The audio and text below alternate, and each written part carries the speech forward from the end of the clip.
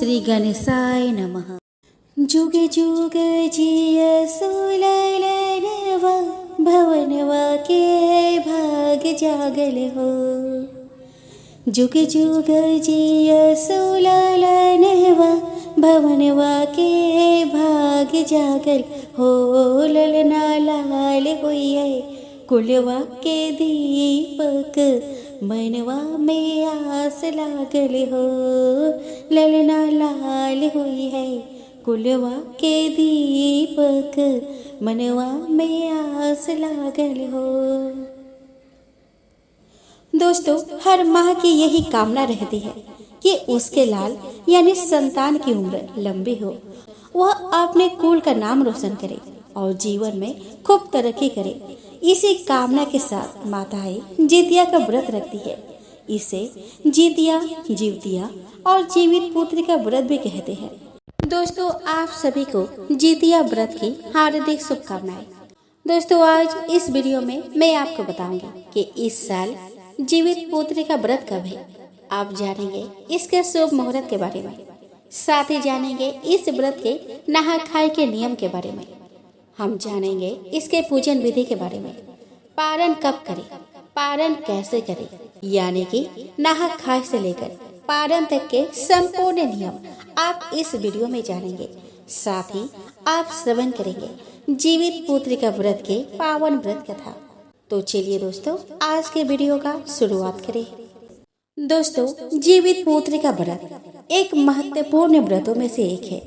इसे जितिया व्रत भी कहा जाता है।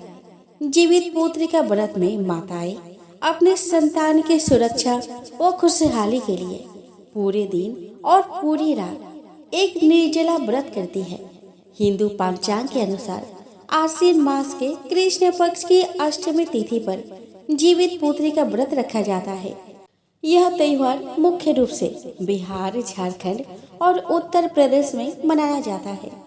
दोस्तों, इस साल अष्टमी तिथि 24 सितंबर 2024 को दोपहर 12:38 पर प्रारंभ होगी और 25 सितंबर 2024 को दोपहर 12:10 पर समाप्त होगी। इस साल जितिया व्रत 25 सितंबर 2024 बुधवार को रखा जाएगा। हिंदू धर्म के मान्यताओं के अनुसार जितिया व्रत महिलाएं संतान की मंगल कामना के साथ 24 घंटे निर्जला व्रत रखती है। यह व्रत संतान प्राप्ति के लिए भी शुभ माना गया है। आइए दोस्तों, अब इस दिन के कुछ शुभ और अशुभ मुहूर्त के बारे में जान लेते हैं। तो दोस्तों, इस दिन ब्रह्म मुहूर्त रहेगा 4:35 AM से 5:22 AM तक। प्रातः संध्या 4:59 AM से 6:10 AM तक। विजय मुहूर्त 2:12 PM से 3 बजे तक। गोधूली मुहूर्त 6:13 PM से 6:37 PM तक। सायं संध्या 6:13 PM से 7:25 PM तक। अमृतकाल 12:11 PM से 1:49 PM तक। निशिता मुहूर्त 11:48 PM से 12:36 AM तक। 26 सितंबर।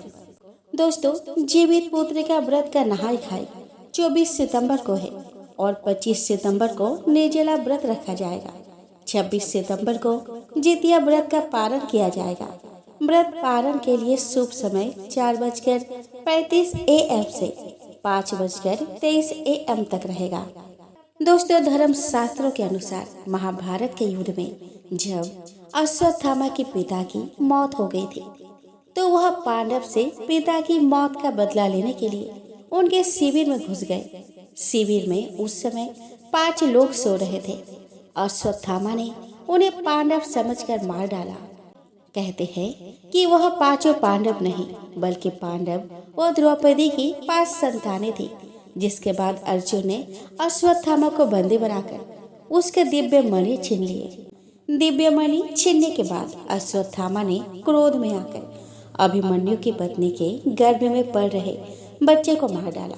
लेकिन भगवान कृष्ण ने उत्तरा के अजन्मित संतान को अपने सभी पुण्य का फल देकर गर्भ में पुनः जीवित कर दिया, जन्म के बाद इस बच्चे का नाम जीवित पुत्रिका रखा गया। पौराणिक कथाओं के अनुसार तभी से महिलाएं संतान प्राप्ति व संतान की सलामती के लिए जीवित पुत्रिका व्रत रखती है। दोस्तों, जैसे कि आप जानते हैं कि आश्विन मास के कृष्ण पक्ष की अष्टमी तिथि को जितिया व्रत किया जाता है। यह व्रत छठ व्रत के तरह ही 3 दिनों तक चलता है। आश्विन मास के कृष्ण पक्ष की सप्तमी तिथि से लेकर 9वीं तिथि तक यह पर्व चलता है। सप्तमी के दिन हम नहा खाई करते हैं, अष्टमी के दिन निर्जला उपवास करते हैं और 9वीं के दिन पारण किया जाता है। इन तीनों दिनों का इस व्रत में काफी महत्व होता है। दोस्तों, जितिया व्रत को अलग अलग क्षेत्र के लोग अलग अलग नियमों से करते हैं, पर मुख्य रूप से इस व्रत में जीमूत वाहन भगवान, चील, सियारन, कलश और गणेश जी का पूजन किया जाता है। इस व्रत में पितरों का भी पूजन किया जाता है और इस दिन विशेष रूप से सूर्य भगवान का पूजन किया जाता है। दोस्तों, हमारे यहाँ जितिया व्रत जिस प्रकार मनाया जाता है वो मैं आपको बताना चाहती हूँ। हम बात करते हैं नहा खाए का, तो दोस्तों नहा खाए शब्द से ही हमें पता चल रहा है कि नहा कर खाना खाना। दोस्तों, आज के दिन किसी किसी के घर में शुद्ध सात्विक भोजन पकता है। लहसुन, प्याज और तामसिक चीजों का त्याग कर दिया जाता है और किसी किसी के घर में आज के दिन लहसुन प्याज खा लिया जाता है और आज के दिन रात में छोटी मछलियां भी पकाई जाती है। हमारे घर पर भी छोटी मछलियां पकाई जाती है। आपके यहाँ जैसा नियम है आपको वैसा ही करना है। अगर आप पहली बार व्रत कर रही है तो अपने घर के बड़े बुजुर्ग की सलाह अवश्य लीजिएगा। दोस्तों, इस दिन घर की अच्छी तरीके से साफ सफाई की जाती है। नहा कर ही खाना पकाया जाता है। आज के दिन सिर धोकर नहाए। दोस्तों, इस बार नहा खाए मंगलवार को है।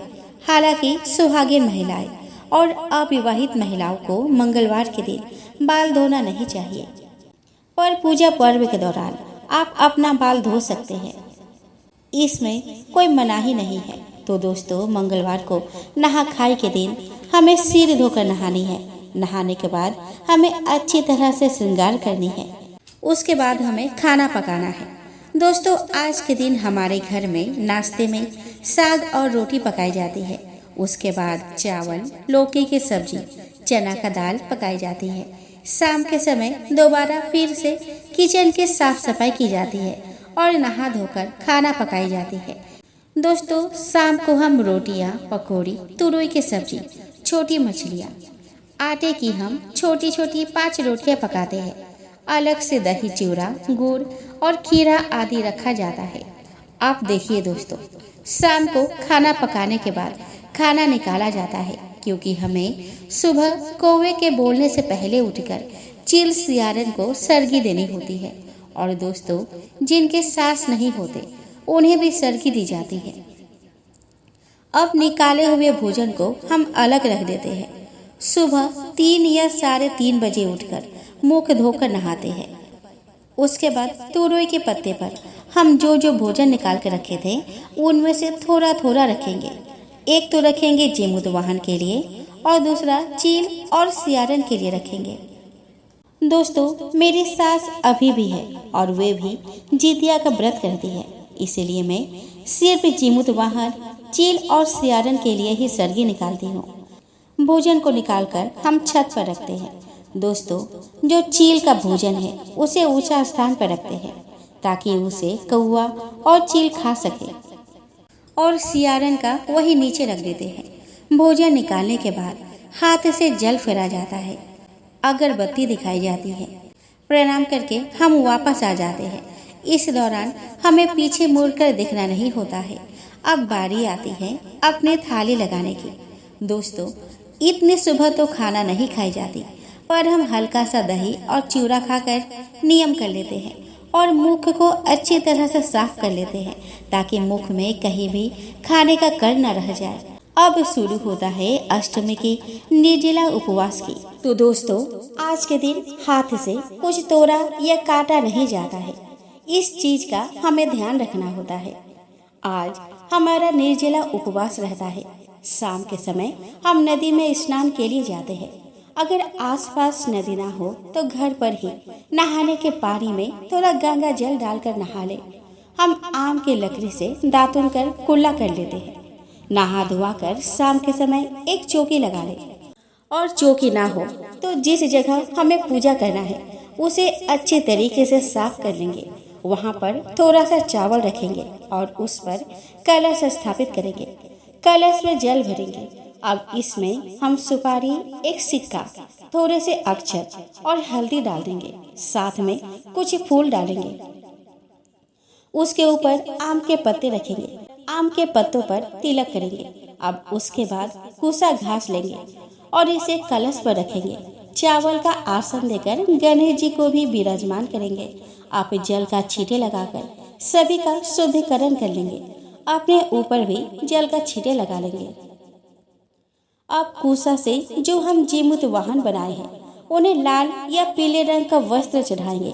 दोस्तों, एक अरियार बरियार का पौधा लेंगे। अगर अरियार बरियार का पौधा ना मिले तो तुलसी का पौधा भी ले सकते हैं। अब देसी घी का दीपक जलाएंगे और फिर जनेऊ समर्पित करेंगे। उसके बाद चंदन एवं रोली से गणेश जी को, जीमूत वाहन जी को तिलक करेंगे। फिर अक्षत, पुष्प, श्रीफल यानी कि नारियल अर्पित करेंगे। नारियल पर कलावा जरूर बांधेंगे और तिलक भी करेंगे। उसके बाद भीगा हुआ चना समर्पित करेंगे। इसके बाद तोरई का पत्ता लेंगे, उस पर हम जितिया को रखेंगे। उसके बाद हम एक लोटा जल लेंगे। अपने सीधे हाथ में फूल चावल लेकर हम जितिया व्रत की कथा सुनेंगे। कथा सुनने के बाद हमने जो फूल और चावल लिए थे उसे हम जीमूत वाहन जी, गणेश जी को समर्पित कर देंगे। फिर हाथ जोड़कर हम धूप दीप दिखाएंगे, दक्षिणा चढ़ाएंगे। उसके बाद हम आरती करेंगे। उसके बाद पूजा में हुए गलती के लिए क्षमा याचना करेंगे और बच्चों की लंबी उम्र के लिए हम जीमूत वाहन से प्रार्थना करेंगे। दोस्तों, हमने जो अरियार बरियार का पौधा लिए थे उसे भी हल्दी से 5 या 7 पत्तों पर तिलक कर लेंगे। लाल या पीले वस्त्र से पौधे को उड़ा देंगे। आरती करने के बाद हम अरियार बरियार के पौधों को अखबारी देंगे। इस तरह से हमारी पूजा पूर्ण हो जाएगी और जितिया के डोरे को व्रत के पारण के दिन पहनेंगे। लोटा के जल को हम चंद्रमा को अर्घ्य दे देंगे। दोस्तों, अब हम बात करते हैं पारण के नियम के बारे में। तो दोस्तों, पारण का नियम हर घर में अलग अलग है। आप अपने घर का नियम देख लीजिएगा। हमारे यहाँ व्रत का पारण गर्मा गर्म दूध से किया जाता है। अगर आपको दूध पसंद ना हो तो आप गर्मा गर्म दाल से भी पारण कर सकती है। तो दोस्तों, नहा धोकर खाना पकाने के बाद खाना एवं पकवानों को थाली में सजाकर सामने रख लेते हैं। उसके बाद सरसों का तेल लेकर नीचे जहाँ पर आप बैठे हैं वहाँ बगल में 5 जगह तेल से टिक लगाएंगे।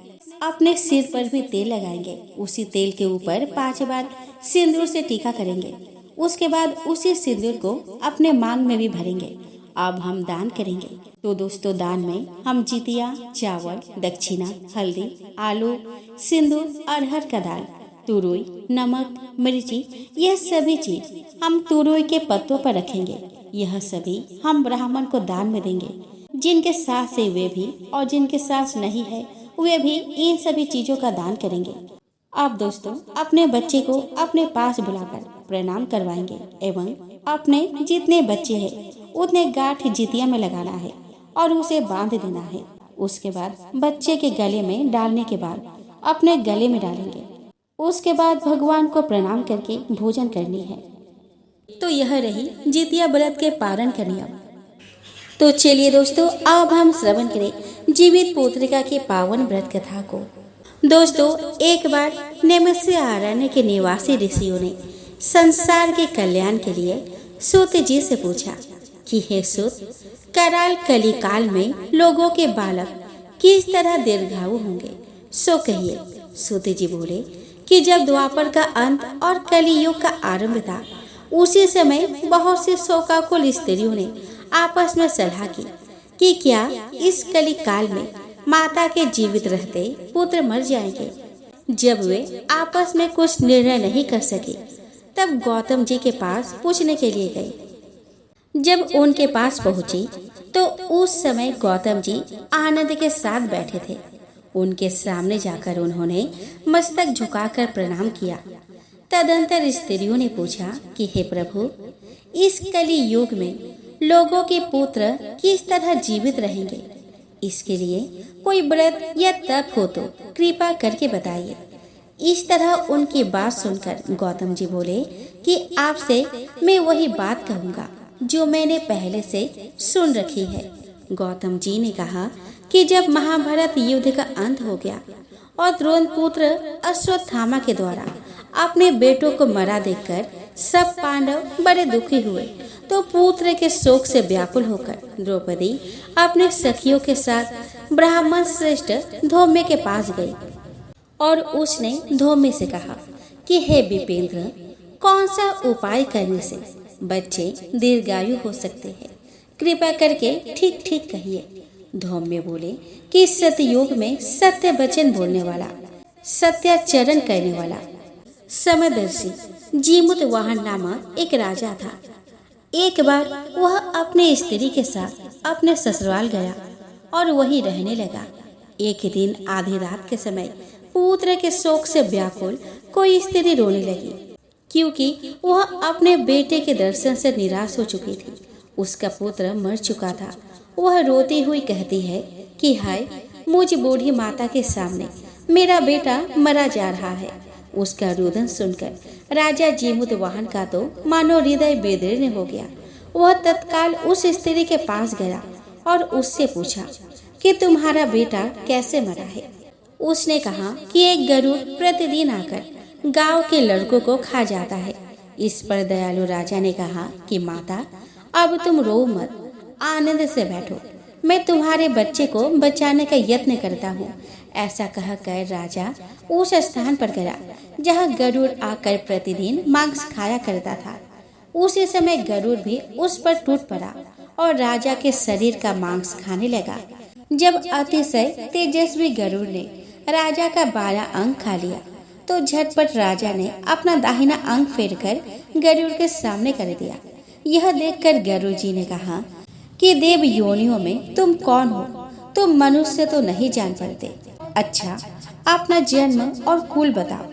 पीड़ा से व्याकुल मन वाले राजा ने कहा, हे पक्षीराज, इस तरह के प्रश्न करना व्यर्थ है। तुम अपनी इच्छा भर मेरा मांस खाओ। यह सुनकर गरुड़ रुक गए और बड़े आदर से राजा के जन्म और कुल की बात पूछने लगे। राजा ने कहा कि मेरी माता का नाम है सव्या और मेरे पिता का नाम शालिवाहन है। सूर्य वंश में मेरा जन्म हुआ है और जीमुतवाहन मेरा नाम है।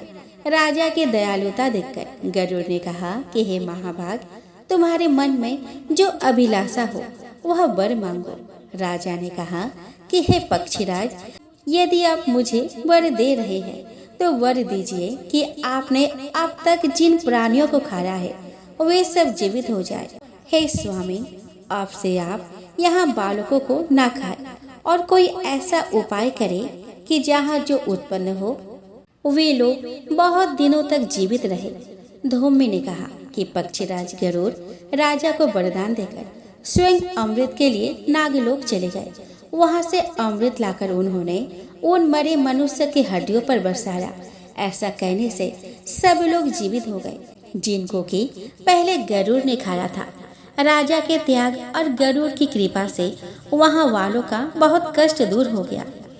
उस समय राजा के शरीर की शोभा दूनी हो गई थी। राजा की दयालुता देखकर गरुड़ ने फिर कहा कि मैं संसार के कल्याण के लिए एक और वरदान दूंगा। आज आसीन कृष्ण सप्तमी से रहित शुभ अष्टमी तिथि है। आज ही तुमने यहाँ की प्रजा को जीवन दान दिया है। हे वत्स, आपसे यह दिन ब्रह्म भाव हो गया है, जो मूर्ति भेद से विविध नामों से विख्यात है। वही त्रिलोक्य से पूजित दुर्गा अमृत प्राप्त करने के अर्थ में जीवित पुत्रिका कहलाई है। सो इस तिथि को जो स्त्रियां उस जीवित पुत्रिका की और कुश की आकृति बनाकर तुम्हारी पूजा करेंगे तो दिनों दिन उनका सौभाग्य बढ़ेगा और वंश की भी बढ़ती होती रहेगी। हे महाभाग, इस विषय में विचार करने की भी आवश्यकता नहीं है।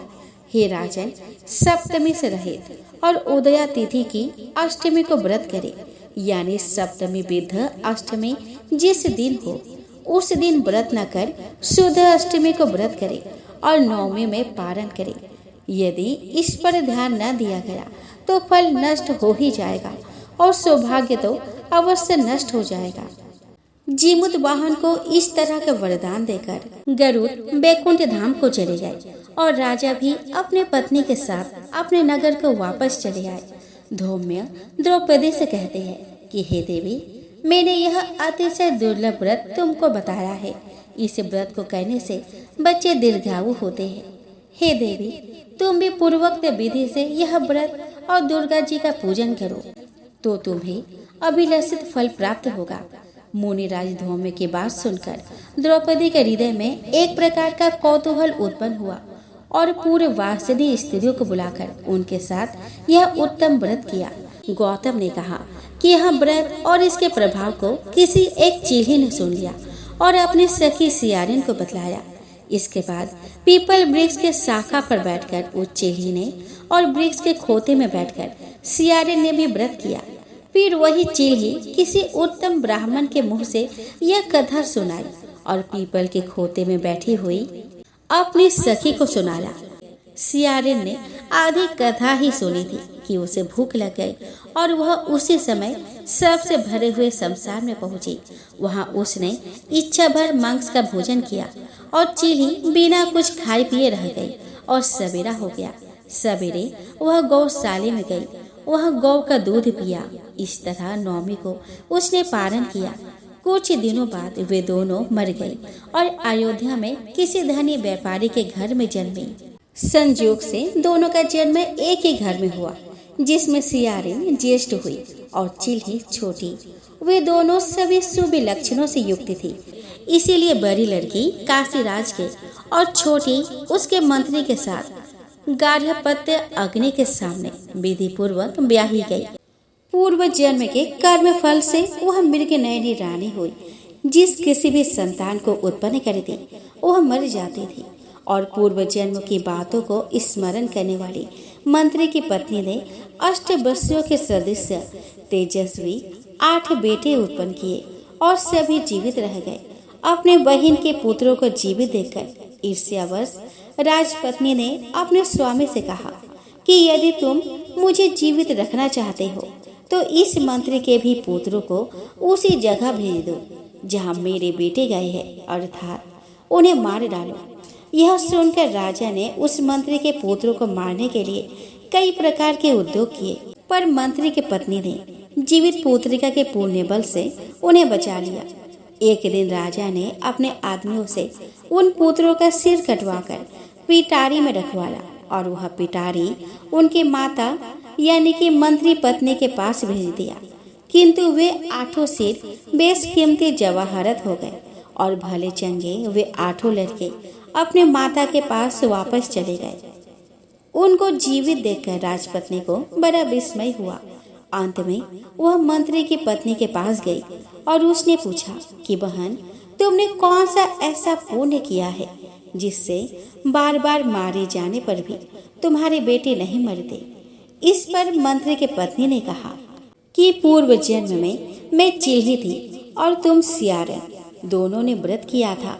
तुमने व्रत के नियमों का भली भांति पालन नहीं किया था और मैंने किया था।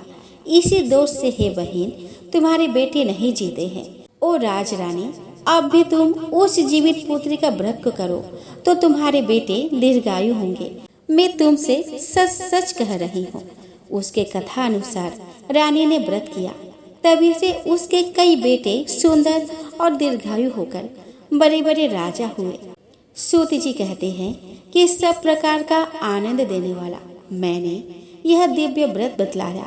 जो स्त्रियां चिरंजीवी संतान चाहती हो तो विधि पूर्वक यह व्रत करे।